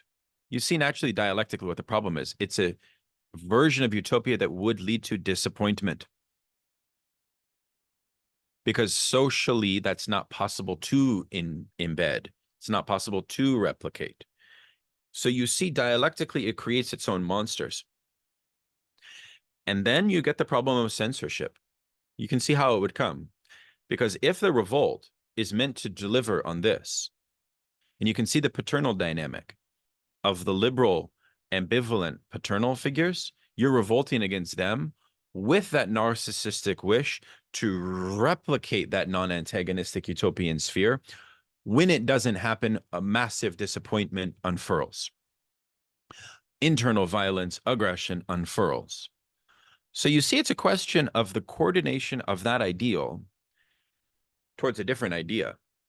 That's where ideal and idea come into play, and where the group can shift. It's hard to do that. Hard to do that in liberal capitalism, because liberal capitalism has a certain problem of what I call fetishization of youth. Now, this is something that Adorno and the Frankfurt School have studied very carefully, and they actually associate it with what they call the nuclear age, which is that, and this is a point where like liberal versions of this Edenic thing and socialist utopian clash. It's another thing we could talk about, but I'll let you respond to my point about ideals and ideas. There's more to be said, but this is a sort of preliminary ground setup. Well, I just want to respond. I respond to that specifically through the lens of you bringing up the book by Norman O'Brown, because like my first window into the connection between revolutionary politics and psychoanalysis was Norman O'Brown's work. And then it was through sort of, let's say, deconstructing that way of thinking that I came to basically privilege the antagonism or privilege the tension, and sort of saw revolution as sort of basically accustoming myself to ever new tensions and sort of enjoying new tensions as opposed to the eradication of tension as such. And I think that is, at least from my perspective, why I think the notion of absolute knowing is important, because absolute know and also deconstructing the old, like certain notions of absolute knowing that think it is sort of like this reconciliation, like with a perfect utopia or something like that, or even notions of world communism, which are associated with no tension or no antagonism. I think that, probably different forms of any sort of post-capitalist society that resembles communism will have a whole set of tensions, which will probably just be a shifting of tensions towards different types of tensions. The types of psychological and social tensions we deal with in communism will probably be of a different order and a different magnitude than the types of psychological and social tensions we deal with now. But it's just the nature of what would those tensions be. And one of the ideas that I have in that direction is actually inspired by something that you both mention in your book, Psychoanalysis of the Family, as well as in our discussion last time, which I thought was super helpful for my thinking in regards to the role of the father. So, like you say, the role of the father is not only to help the subject in some sense avoid the problems of neurosis, psychosis, perversion, and so forth, but also you say to invent a grand permission to invent a new jouissance.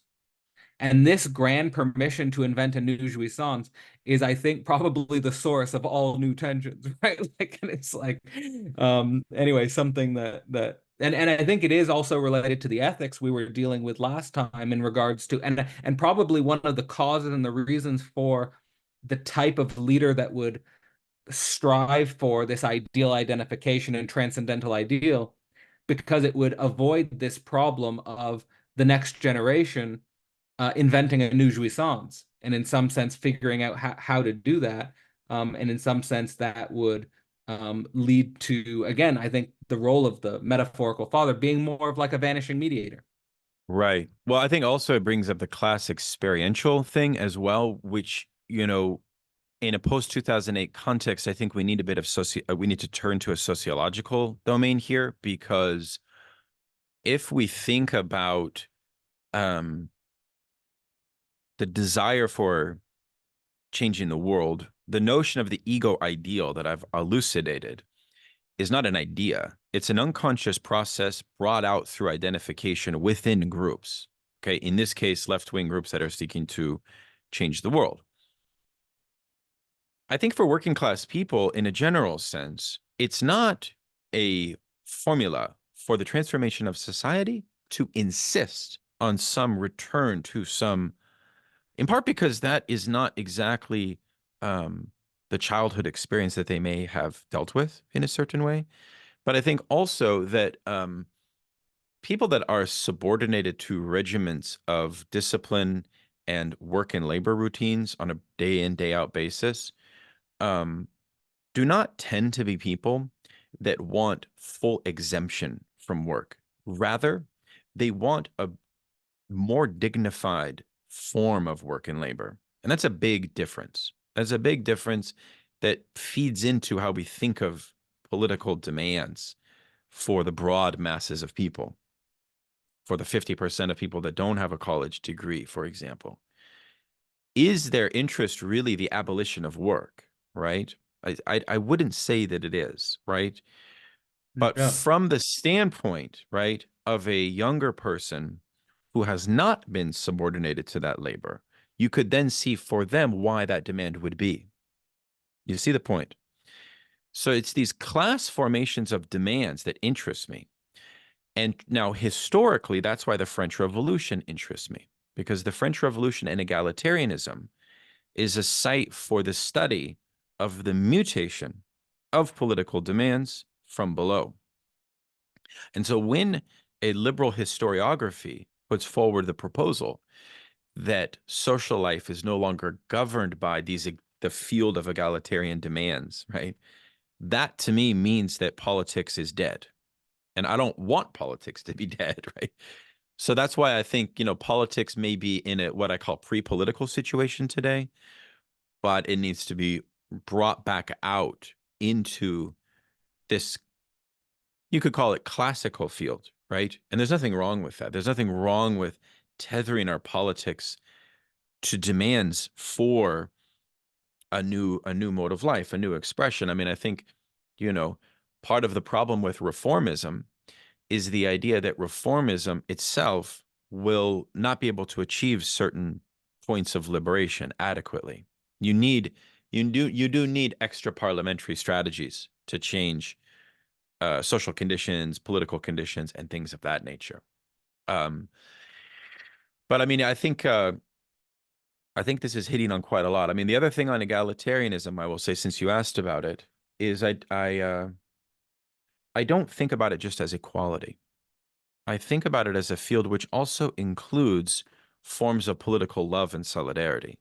So I think for me, the definition of egalitarian politics is therefore uh, really about how groups formulate demands that are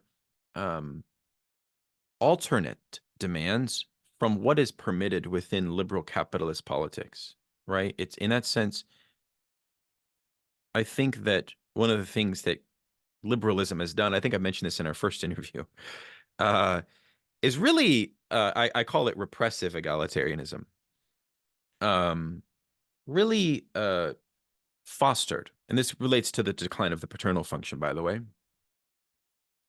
really fostered a sense, uh, if this condition of extended uh, capture and dependency in the artificial groups from the workplace, outside the groups outside of the family, this is what some sociologists call the familialization of society, right? In those conditions, equality is actually used as a disciplinary device to adhere subjects back to those relations of dependency. And that is actually, Cadell, why when most leftists think about equality, they have a negative taste in their mouth, because they think of equality as reinforcing negative dependency relations, right, to the status quo in general. And so for me, the question of egalitarian politics is like, can you think of equality different than that, other than that? And that I think is what, what groups need to be able to generate in some ways. It's like what's coming to my mind is like an egalitarianism of freedom, not dependency. Something Yeah, in I, that I like direction. that.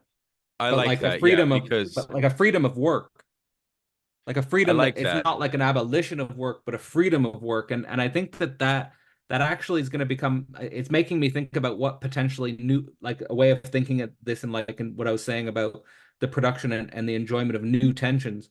One of the things that's coming to my mind is the challenge and also the discourse around automation. Some of the discourse around automation is like, let's get rid of work and have more of a leisure-based society. And Dave emphasizes that a lot in his Time Energy book. And I think and I think that's important. I think that the emphasis on leisure is also important. And I think we need to have that space of leisure so that we can redesign and uh, uh, basically develop our own free relationship to work. But I think then there's like this question of what is the future of work? What is the future of more self-directed work? What does that look like? Like, and the way I've framed it, and I'll throw it back to you because I'd be interested in your opinion on this, is that the way I've framed it is in the context of the metasystem transitions of agriculture to industry to the information age, where if you told people in the agricultural world that in the information age, like 2% of the human population would be farming, they would probably say, well, what the hell are humans doing? Like, because like 90% of us are farming, right? So that this mass shift in labor and the creation of new types of work. So like when I think about automation, I'm not thinking about the abolition of work per se, but I'm thinking about the abolition of certain kinds of work where we are going to have to create new types of work. Or new types of work will naturally be created by whatever is sort of more spontaneously self-directed work, which is what I see as desirable work, and work also where there's more. I think you mentioned like just basic dignity, and I think that's sort of what a lot of people struggle with in certain workplace dynamics is that it's an undignified type of work. I mean, I think a couple things here.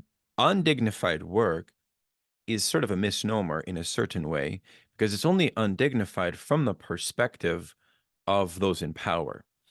In other words, it has in some cases, the person in the Amazon factory is more dignified than the person on Wall Street for the reproduction of social life and existence.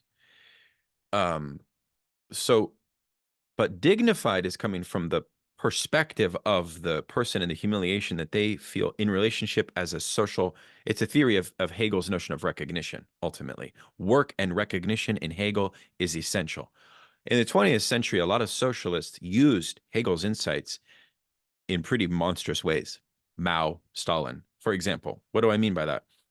You know what the punishment was for former bourgeois classes was the introduction of manual labor to them as a curative device.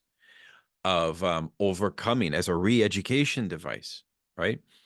Now, aside from the kind of extremities involved with, and I've studied the Chinese Cultural Revolution, for example, and even before it, there were some very extreme things that happened there.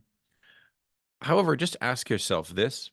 Uh, do you think it would be healthy to introduce some members of Congress and the Senate to a minimum wage job, right? For a interim period of time. In other words, I think with AI and with planned economies and with technocratic economies, right? Uh, labor can function also on an ethical plane, right? As a humbling device around class education as well. In other words, uh, I look for myself to the manual labor that I had to do as a fundamental lesson that has, well, not only has it created a work ethic for my entire life, but I think that it's given me a window into social reality and into compassion and into a sense of just like it's done a lot. So I don't think we should ever underestimate the power of labor and of manual labor in particular. I wonder what your thoughts are on that. I'm not going to advocate for some kind of um although obviously as an alternative to prisons and as a rehabilitation device, that's an interesting point. Um Anyways, we're thinking broadly here, but I don't know what your thoughts are on this. I have a lot of Well, reverence for it personally. yeah, I mean, I can see where you're coming from, and I definitely have my own experiences with this. So like one of the example that's coming immediately to my mind is like when I was the first whatever my story I was the first person in my family to go to university, and when I was in university I was around a lot of people who came from money, and I just noticed the difference between my work ethic and their work ethic in regards to like there was this one guy who kind of like lived what was this what was that what's that movie about the guy who just stays in college or just stays in university for like 7 or 8 years because he comes from a wealthy family and he never does any work and he just uses the opportunity to sleep with women and stuff like that. There's a movie about this type of character, and I saw archetypes like this in the university, and I was just like, I wonder what that guy would be doing if he also had to work his weekends like Saturday and Sunday instead of partying, because that's what I had to do to pay for tuition and stuff like that. I was like, I wonder what that effect would be because I'm not wasting my Monday through Friday because I know I've got to work Saturday and Sunday, so I can't waste my Monday through Friday. And I want to get through in 4 years because I don't want to pay tuition for a fifth year. Right. So it's like so Right. there's all of those so like back to like the absolute as limitation Yeah, versus the absolute as unlimited. Like there are certain people who have never known a good honest day's work in their life, never known manual labor. And that does have sort of a consequence on theory, on the mind, and how you produce yourself as an intellectual, right? So now, so I'm sort of I'm of a certain, I feel a certain camaraderie with you when you say that your manual labor experiences have installed in you a work ethic which is carried on throughout your whole life, because I feel like the only reason I'm doing what I'm doing now is because I've had that work ethic to carry me on through, even exactly. outside of the institutional support. Now, there's, like there's another thing that's coming to my mind before I throw it back to you is like, um, I don't know if this is I don't know how real this story is, but I read about this story about how Bill Gates had his children work in a fast food restaurant to buy a car instead of just buying them a car. Like he wanted them to have some contact with manual labor work. He didn't want to just give them everything. I don't know how real that is or how true that is. I'd have to like do like fact checking on it, but like the ethic of um, having your teenage children earn, their first car or pay through school. Like, I think there's something inherently Yeah. valuable in that process. Should we install sort of an ethic where people in the Senate have to work minimum wage jobs and stuff like that? I don't know. I mean, No, that's another yeah, question. I think that's another question. But I mean, I think the socialist one of the things that is the liberals would call dogmatic, but I think is not dogmatic, that is a kind of core strategy or a core objective of the Marxist view of political life, is the notion that class relations in capitalism are, contain a certain insidiousness that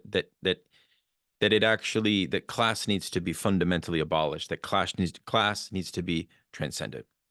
Specifically, the kind of exploitation and oppression that comes from it. Now, from the standpoint of social epistemology, one of the things that I write about is that I don't really think that working class experience today necessarily um, contains within it the immediacy of that demand. It's obvious. If that were true, then things would be a lot different politically, right? Say like the whole mega Trump thing would not exist. This whole thing would be a completely different phenomenon.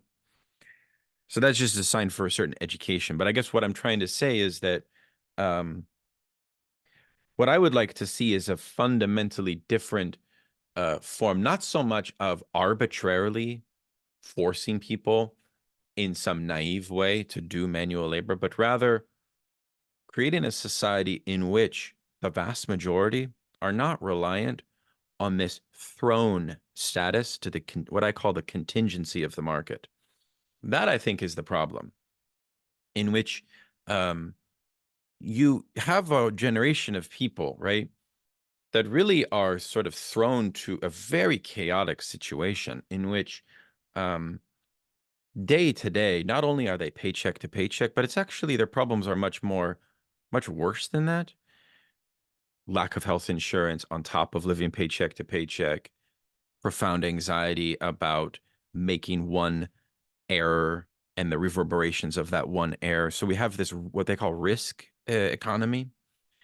And so it creates a destabilized individual, a precarious individual, and that takes away from human flourishing. That takes away from so much.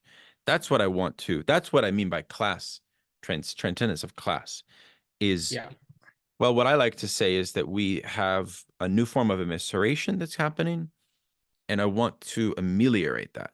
I think politics really should be about the amelioration of that, right? Um, in a targeted way. Totally agree. That's a whole thing we could talk about. Yeah. Well, totally agree, and that's why, like, for me, I don't know, I get your opinion because you've definitely studied Marx more than I have. Is like I quite like the term, which I think Guy Standing introduced, the economist Guy Standing, of the precarious class, and Yeah. that's the one I use all the time. I always refer to the fact that we're not like a strong unified working class that is going to like overthrow and stuff. It's like, no, like we're like this fragmented, precarious, like anxiety ridden, group of people who are like living paycheck to paycheck. And we just got just got hit with a dentist bill, just got hit with an health insurance bill, and all these things which we weren't prepared for. And so you've got all these unexpected costs that just pile up on top of the paycheck to paycheck dynamic, which, is in some sense, it's so stifling for the potential creative energy that is, I think inherently in a seed potential type of way, within most of us, if not all of us. Yeah, Um, it's why in capitalism, entrepreneurial society is a bit insidious the way that it manages those exempt from labor time. Like, say you are an entrepreneur and you do well on the market, your product does well, you retire at a young age.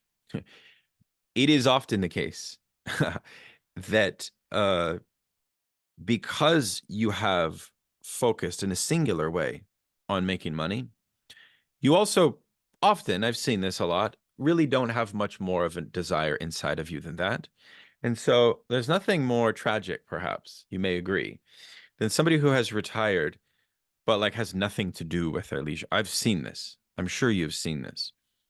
Whereas, yeah, there's huge masses of people that would love nothing more than to have the otium, which is defined as the active leisure time, to to be highly productive, but in a way which has no impediments, right?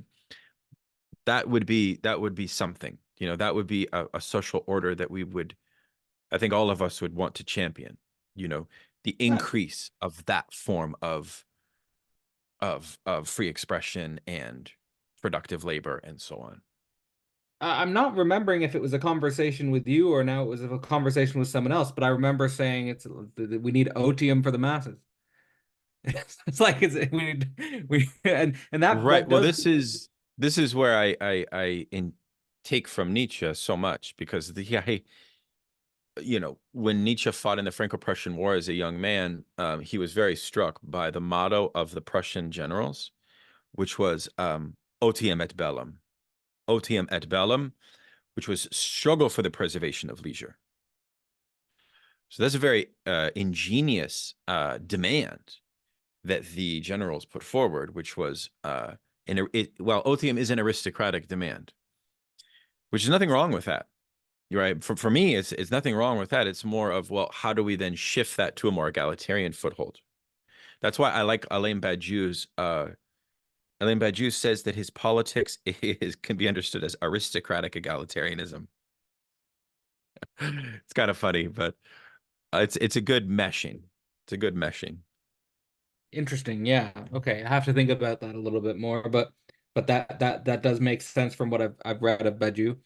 Now, heading towards sort of the closure of the conversation and sort of bringing it back to the emphasis on the um the decline of the paternal function, sort of one of the things that stuck out to me in your work and one of the things that I really liked in your work is this idea that to transcend the father, there's this idea, and this is really connected to, I think, a lot of what we've discussed today about the paternal metaphor, is that you say, in order to transcend the father, we need to feel like we have equality with the father. And that this is a crucial thing to think through. And I was wondering if we could think about this in relationship to perhaps the differences between the way Christianity and communism think patriarchy, or the similarities between perhaps the way Christianity and communism think patriarchy. I mean, what's coming to my mind also is situating this in the context of like actual historical processes of going from like the relationship of patriarchy to agriculture versus the relationship to patriarchy and capitalism and beyond, with you emphasizing the erosion of the father and this idea of moving towards like more equality and freedom. Right. Is that in a way there's a certain type of Christianity which seems to prevent any possibility of equality with the father because it's God, it's a transcendent being, and at the same time there is this notion of Christ which does sort of represent the idea of like a God man, which is kind of like a way of conceiving an equality with the Father.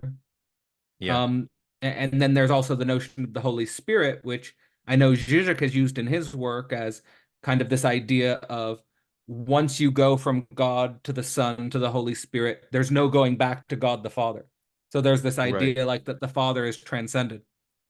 Right. Um, and then in communism, and of course like he Right. links it to like Zizek has this weird way of combining communism and Christianity and stuff like that, but I do think that this conversation is important because there are a lot of sort of different re-identifications with Yes. Christianity and religion coming back, and I think that this might have a lot to do with the decline of the paternal function.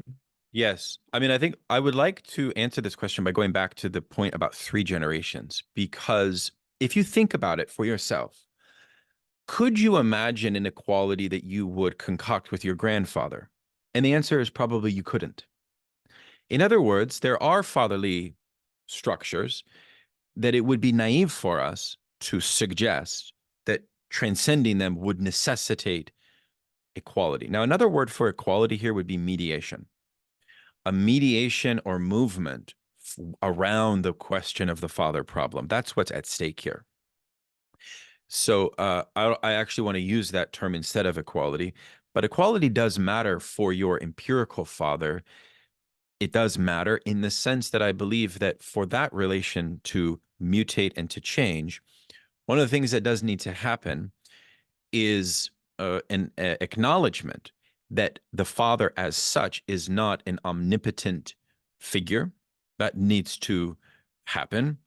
On the flip side, what you can have happen if you have a father who is not capable of embodying the traditional notion of what a father is to be, the meaning of being a father, which you can define as like all of the common tropes and symbols that we associate with being a father, certain level of integrity, a certain level of care, a certain level of consistency.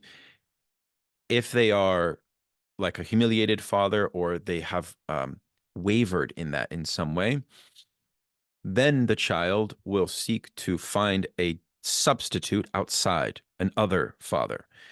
But then the child will realize that in either instance, the mediation does necessitate a form of equality in order to transcend the problem itself. And by equality, what it means is there needs to be an acknowledgement of the mutual dis-ease that both father and son experience in the problem of the father itself. That needs to be acknowledged, while at the same time an honoring of the recognition of the father's place as a stabilizing force. So both of those things need to happen. Now, in our first conversation, we talked about how this functions at the level of enjoyment, or in French, this notion of jouissance. And that's an interesting point, in part because there's a relationship between our desire and our enjoyment, as Lacan teaches us. And so the father mediates the possibility of a transition out of an enjoyment that has held us down. So, for example, part of the idea of the Oedipus complex is that you have a rivalry with the father over the possession of the phallus in a competition with the mother. That's the triangle. That process is overcome at a young age in most cases. If it's not, it can lead to psychosis, but it's mostly overcome. But the point is even when you get to adolescence, there still is a residue of it that persists. That's the point. And so you're kind of constantly trying to vie out of that thing. And so it's in that struggle that you could understand the process also of equality as one of letting go.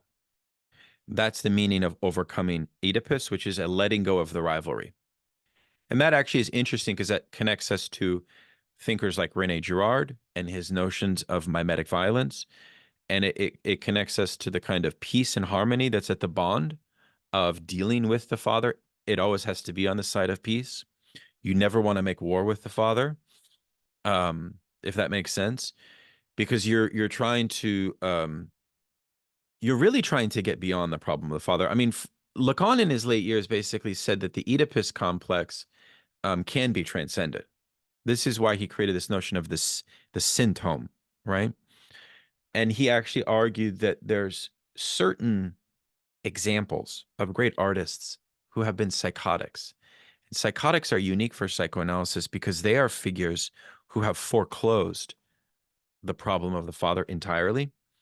And so he studies James Joyce, and he shows that James Joyce was a psychotic, but James Joyce invented his own solution to the problem of the father through his incredible artistic outputs. So he's an extreme case. But all of us subjects, because keep in mind, Freud begins with, he does not begin with the neurotic subject. He begins with what he calls the normal subject. Even though normality is a complicated category, it's important to remember that, I think. So that's what I would say is, like, it requires that that humility. It does require a bit of equality. The father does need to have an acknowledgement of the fact that they are not omniscient. And it's also about a question of in capitalism, you could call it the fight over the contestation of ownership of the phallus. And the phallus is that which is the that which grants the enjoyment within the family, right? So it's about the kind of because that goes back to the myth of the father, right? Who he was killed precisely because he insisted on keeping all of the phallic enjoyment to himself. Yeah, the distribution of jouissance thing. Yeah, the distribution thing. So, it's all of these points I would raise, because I was thinking about this in my own familial structure, which was if you have a broken Oedipal relation to a father, you've also severed the 3-generation lineage. And that can become a problem because in reality, at a certain level, you're going to realize that you have a conflict that you can do nothing about that's located in your prehistory, but you deal with the ripples of that symbolically. With your empirical father, most of us are lucky enough to be able to deal with that tactilely in the flesh and blood. But you see, the difference is that the past generations you can only deal with through symbols and, but you still have to deal with it. That's what psychoanalysis teaches us. It's still, that's still the formation of our psyche. Our grandparents are the formation of our psyche. Maybe even more so than our parents, because the conflicts of our parents are built off of unvisited conflicts from their parents. So the task of somebody like us, is really to be kind of like a detective of our own familial past. That's one thing I hope people are inspired by this conversation, is to sort of do that work. It's like a work of listening. Well, I like that. It's a great end, and also I sort of the connection I want to make there that's so interesting in regards to the final task you're sort of leaving, I guess, myself and the audience with, is the detective work. Because like in my reading of Lacan's seminar of the Purloined Letter, I recently made like a little short video about the L schema, and also presented on the L schema. And to me, he's actually introducing an interesting concept there that goes under discussed, which is what he calls ostrich politics. And it's like this idea that the king has his head buried in the sand because he's not doing the detective work to find the origin of the stolen letter. And actually, like, the position of the detective is crucial. Like, it's almost like Lacan's moving us. Actually, it's kind of like a deconstruction of the patriarchy in a certain way, Yeah. because he's kind of moving from the king figure, who he says like has his head in the sand, to the detective figure who's Yes. finding and taking back the Purloined Letter, and in some, Yes. anyway, that's What is it's an it? It's called interesting. Dupin.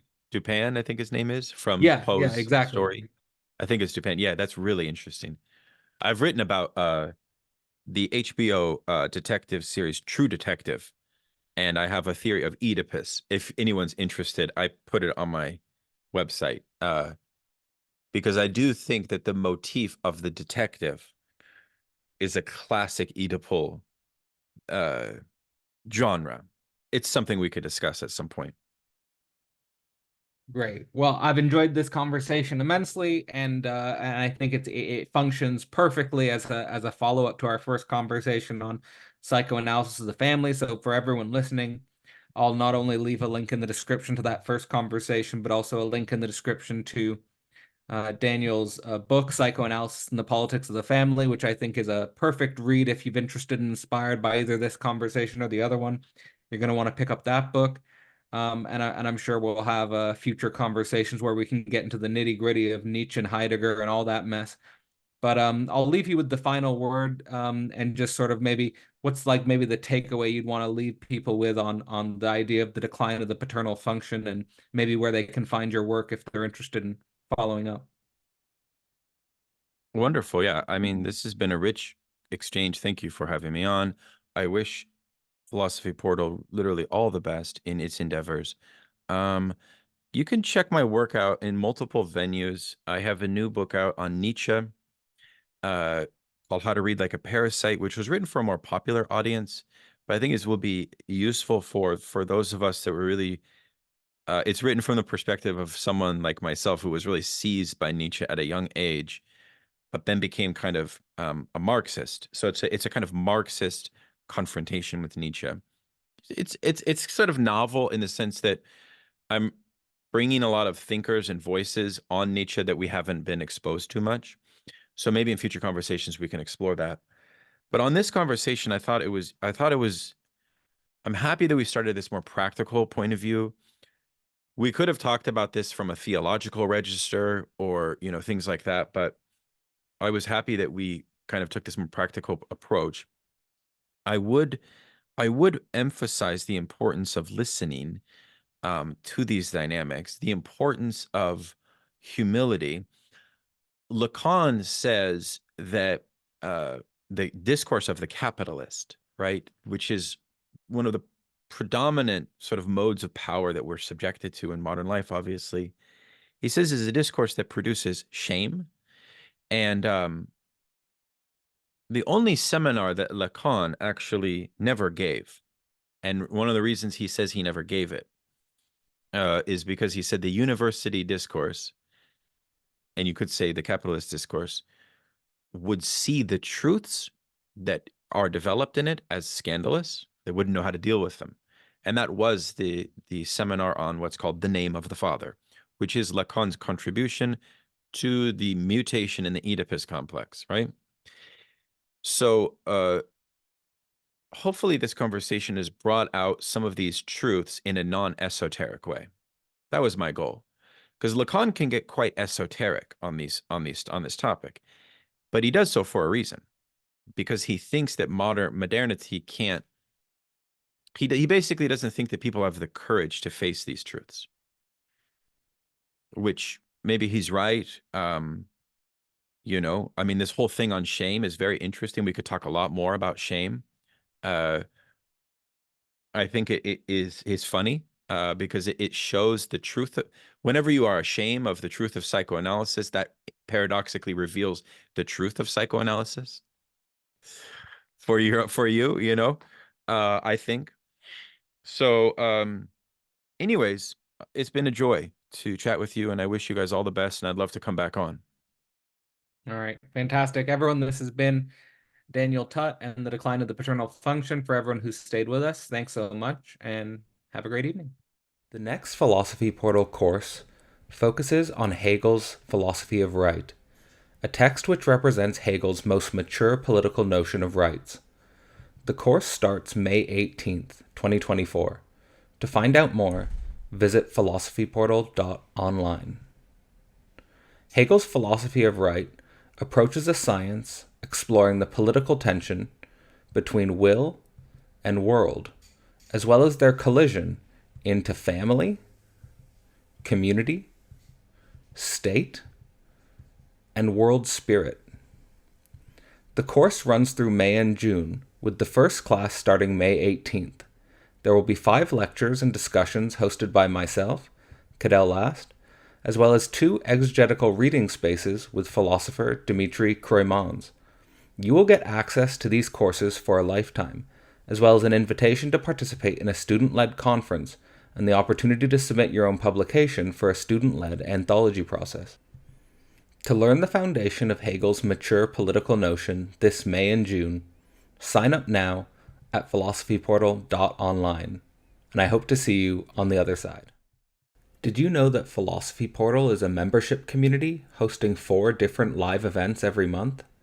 These events include Concept Cave, a space to learn core concepts; The Edge, a space to explore the unconceptualized; Thought Lab, a space to learn with thought leaders; and Real Talk, a space to get real in personal self-relation. In April 2024, we will be hosting a Concept Cave on the concept of jouissance; The Edge on discomfort with theologian Barry Taylor; a Thought Lab on sex, evil, and forgiveness with philosopher Nina Power; and a Real Talk on living eros with coach Pamela von Sabeljar. To learn more or to get involved, sign up at philosophyportal.online. Philosophy Portal also focuses on publishing community works. We have so far published Enter the Alien, inspired by Hegel's Phenomenology of Spirit, and Abyssal Arrows, inspired by Nietzsche's Thus Spoke Zarathustra. To find out more, visit philosophyportal.online. You can also find my solo books, Global Brain Singularity, focused on the relation between humans and technological singularity; Systems and Subjects, focused on the relation between general system science and continental philosophy; and Sex, Masculinity, and God, a trialogue about sexual energy and theology. You can find all of these works at philosophyportal.online.